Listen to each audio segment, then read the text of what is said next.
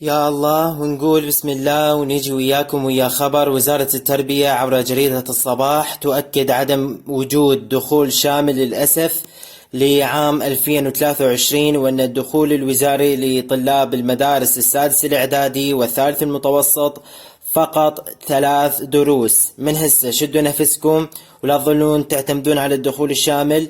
عندكم امتحانات الفصل الثاني ورا نص السنة، أشد حيلي وأقرأ.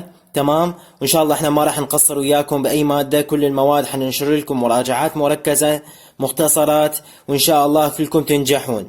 اما اللي يسأل 10 درجات يطوها، ان شاء الله نعم، حسب اللي انا سألت بالتربية قالوا لي اكو 10 درجات، بس ننتظر التأكيد بالايام الجاية، واكيد اذا اكو شيء جديد انا راح انشره لكم. تمام، لان كل السنين الماضية ال10 درجات يطوها بالدخول. اما طلاب الخارجي في 45 وفوق تلقائيا تصير 50. الانتساب نفس الشيء، هم 3 دروس. مثل ما قلت لكم شغلة ال10 درجات راح اتأكد منها وانشر لكم فيديو عن ذلك. شدوا حيلكم ولا تخافون، وصدقوني رب العالمين ما راح يترككم. اتمنى لكم كل التوفيق والنجاح يا رب، وان شاء الله تعدون السنة على الخير وكلكم تنجحون.